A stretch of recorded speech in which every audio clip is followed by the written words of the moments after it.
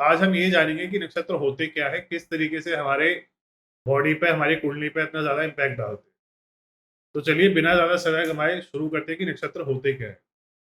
जिस तरीके से हम सभी जानते हैं कि हमारा ब्रह्मांड 12 राशियों में बँटा होता है, जिसकी वजह से हर एक राशि 30 डिग्री की होती है। आप 360 को 12 से डिवाइड करोगे, आपको 30 डिग्री ईच मिलता है। इसी तरीके से हमारा जो ब्रह्मांड है 27 नक्षत्रों में बँटा हुआ होता है। नक्षत्रों का मतलब ही ये होता है एक पर्टिकुलर एरिया इन यूनिवर्स।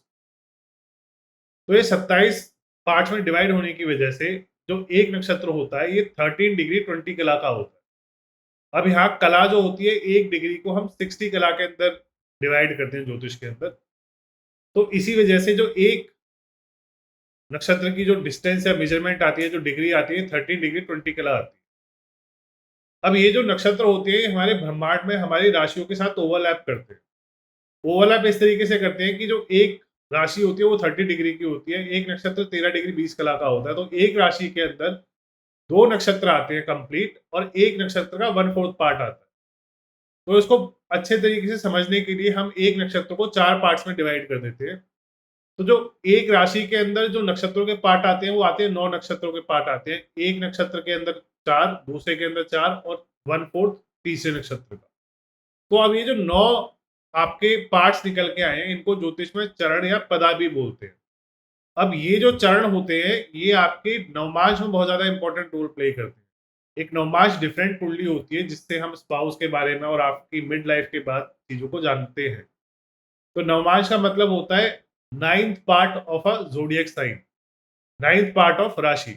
तो ये एक जो पार्ट होता है, 9वाँ पार्ट जो होता है एक राशि का, वो 3 डिग्री 20 कला का होता है। होपफुली आपको यहाँ तक चीज़ समझ आ गई होगी। अब शुरू करते हैं कि जो पहला नक्षत्र होता है, ये आपका अश्विनी नक्षत्र होता है। इसका जो लॉर्ड होता है, वो होता है केतु और इसके जो डीटी होते हैं, वो होते हैं अश्विनी कुमार। अब अश्विनी कुमार जो होते हैं, देवताओं के वैद्य माने जाते हैं। अब यहाँ पे सपोज़ करें कि कोई प्लैनेट आके बैठ जाता है, लेट्स से कि सूर्य आके बैठ जाता है, तो यहाँ पे जो इंसान है, वो काफ़ी ज़्यादा हेल्पफुल नेचर का हो जाता है। हो सकता है वो इंसान डॉक्टर बन जाए, हो सकता है वो इंसान आयुर्वेदिक डॉक्टर बने या जड़ी-बूटियों का काम करे। तो इस तरीके से जो आपके नक्षत्र हैं स्वभाव चेंज कर देते हैं किसी भी प्लैनेट का। सेकंड नक्षत्र जो होता है वो होता है आपका भरणी। ये वीनस का नक्षत्र होता है और इसके जो डीटी होते हैं यमराज। तीसरा नक्षत्र होता है कृत्तिका। इसके जो लॉर्ड होते हैं वो होते हैं सूर्य और इसका जो डीटी होते हैं वो होते हैं अग्नि। अब इस नक्षत्र का एक चरण जो है एरीज राशि में आता है और 3 चरण जो है आपके वृष राशि में आते हैं। जिस वजह से इस नक्षत्र का स्वभाव भी चेंज हो जाता है। जो लोग कृत्तिका नक्षत्र के पहले चरण में पैदा होते हैं, उनके ऊपर मंगल ग्रह का ज़्यादा प्रभाव होता है, क्योंकि ये एरीज़ राशि में फ़ॉल करता है। एरीज़ राशि का जो स्वामी होता है, वो मार्स होता है। और बाकी के जो 3 पद के अंदर जो बच्चे पैदा होते हैं कृत्तिका के, उन पे वीनस का स्वभाव आ जाता है, क्योंकि जो सेकंड नंबर राशि वृष राशि होती है, वो वीनस की राशि होती है, शुक्र की राशि। इसी तरीके से लाइन में जो चौथा नक्षत्र आता है, वो होता है रोहिणी। इसका स्वामी चंद्रमा होता है। 5वां नक्षत्र होता है मृगशिरा। इसका स्वामी मंगल होता है। इसके 2 चरण आपके वृष राशि में आते हैं और 2 चरण इसके मिथुन राशि में आते हैं। इसी से नेक्स्ट जो नक्षत्र आता है वो होता है आद्रा। उसके चारों के चारों चरण मिथुन में आते हैं। इसके नेक्स्ट नक्षत्र जो आता है वो आता है पुनर्वसु। उसके 3 नक्षत्र आपके मिथुन में आते हैं और 1 नक्षत्र उसका कर्क राशि में आता है। इसका स्वामी ग्रह होता है जुपिटर, गुरु। आद्रा का राहु होता है। इसके बाद आपका आता है शनि का नक्षत्र, जिसको कहा जाता है पुष्य। सबसे शुभ नक्षत्र माना जाता है ज़ोडिएक उसके अंदर, नक्षत्रों के अंदर। के बाद नक्षत्र आता है आश्लेषा, जो कि बुध का नक्षत्र होता है। अब यहाँ पे 9 नक्षत्र पूरे हो चुके हैं। 9 नक्षत्रों के 9 ग्रह मालिक होते हैं। इसी तरीके से जो साइकिल है रिपीट होती है 9, 3 या 27, तो 3 बार रिपीट होती है। जो 3 9 ग्रह जो होते हैं, 3-3 नक्षत्रों के स्वामी बनते हैं।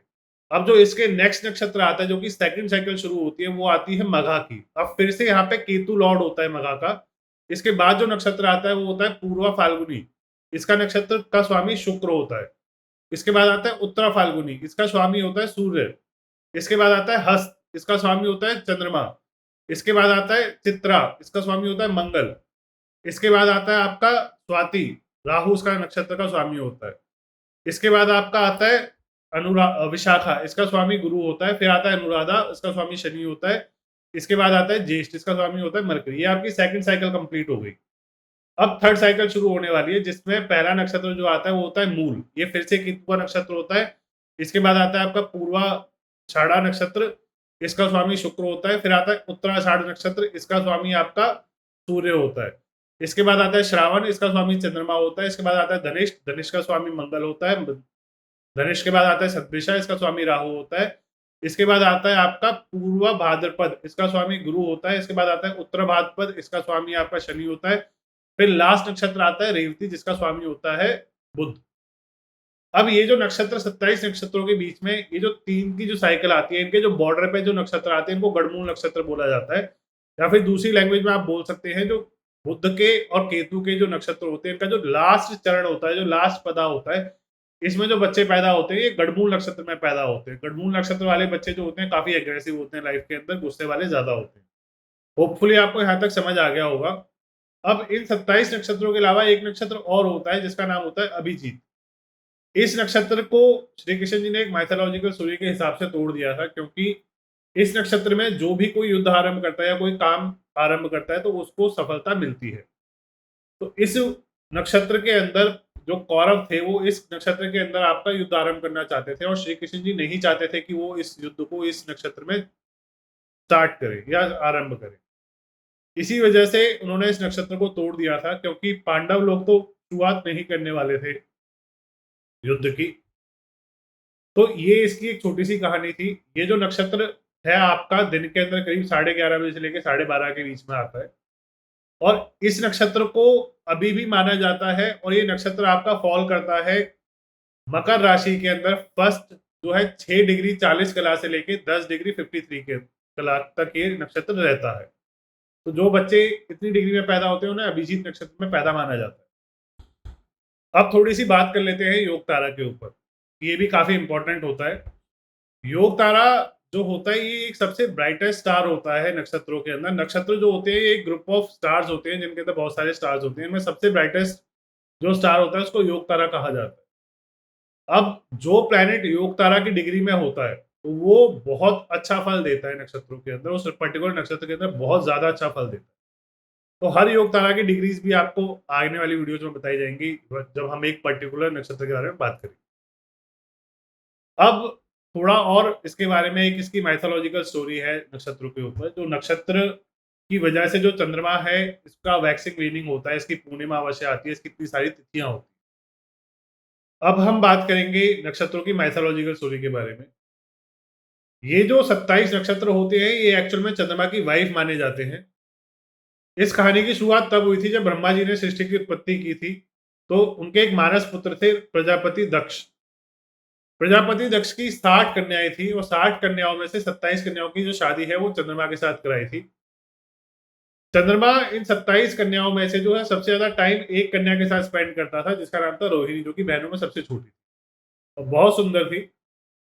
इस वजह से जो बाकी की 26 कन्याएं थी, उनको वो स्त्री सुख नहीं मिल रहा था, जो कि आपके दाम्पत्य जीवन में मिलता है।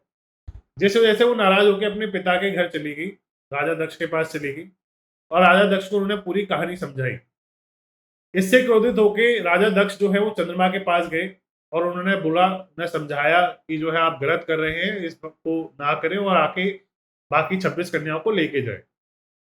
चंद्रमा ने इस बात की बहुत ज्यादा अनसुनी करी, और वो नहीं गए। इस बात से फिर से क्रोधित होकर राजा दक्ष जो है चंद्रमा के पिता ऋषि अत्रि के पास गए। उन्होंने उनसे बात की। ऋषि अत्रि ने चंद्रमा को बुलाया, समझाया कि वो ऐसा ना करें और लड़कियों को वापस लेके जाए। उनके कहने पे भी जो है वो नहीं लेके गए, जिस वजह से फिर राजा दक्ष ने उनको श्राप दिया एक, कि जा तेरे को क्षय रोग हो जाए, जो तेरी जवानी है ये तेरे बुढ़ापे में कन्वर्ट हो जाए, तू उसी तरीके से मर जाए। चंद्रमा उस वक्त काफी पावरफुल ग्रहों में काउंट होता था, जिस वजह से उसे अपनी शक्ति का काफी घमंड था।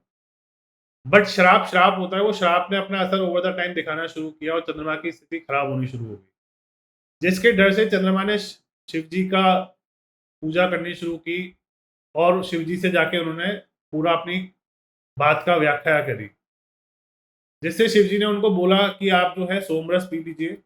उन्होंने उन्हें सोमरस पिलाया, जिनसे उनकी जवानी फिर से वापस आ गई। बट शराब का असर फिर से होने लगा, तो फिर से जैसे जैसे सोमरस का असर कम होने लगा, उसी तरीके से शराब का असर बढ़ने लगा। फिर से वो शिव जी के पास गए, तो शिव जी ने उनको कहा कि आप फिर से सोमरस पी लीजिए। और उस स्टोरी के अकॉर्डिंग जो है उन्होंने अपने सर पर उनको बिठा लिया था, क्योंकि चंद्रमा बार-बार वापस आ रहे थे। अब इस बात से जो है राजा दक्ष बहुत ज़्यादा पीड़ित हुए, बहुत ज़्यादा परेशान हुए, क्योंकि शिव जी भी उन्हीं के दामाद थे। सती भी जो है राजा दक्ष की ही बेटी थी। तो फिर वो गए शिव जी के पास और उन्होंने पूरी बात का व्याख्यान किया, और फिर शिव जी ने चंद्रमा से कहा कि आप जाके सारी 26 कन्याओं को वापस लेके आइए और अपना जीवन जो है सुखपूर्वक बिताइए। जब चंद्रमा एकदम ज़ीरो पावर पे होता है, जबकि अमावस्या होती है, तब जो चंद्रमा है सोम का पान करता है और अपनी पूर्णिमा की तरफ बढ़ता है। तो ये जो तिथियाँ बीच में आती है, 15 तिथियाँ आती हैं, इस टाइम को बोला जाता है शुक्ल पक्ष। और जब ये पूर्णिमा से अमावस्या की तरफ आता है, जब इसके सोम का असर कम होना शुरू हो जाता है, नीचे की तरफ आता है, तब इस पार्ट को बोला जाता है कृष्ण पक्ष। तो होपफुली आपको यहाँ तक समझ आ गया होगा। ये कृष्ण पक्ष और शुक्ल पक्ष की भी एक और कहानी दी गई है एक पुराण के अंदर, जिसमें ब्रह्मा जी ने ही इसको श्राप दिया था। तो वो हम कभी और डिस्कस करेंगे। होपफुली आपको यहाँ तक चीज़ें समझ आ गई होंगी। अब नेक्स्ट वीडियोज़ के अंदर हम इन डेप्थ डिटेल में बात करेंगे नक्षत्रों के बारे में, हर एक नक्षत्र के बारे में बताएँगे, कौन सा नक्षत्र किस तरीके का स्वभाव देता है, किस तरीके के उसके डीटीज़ होते हैं।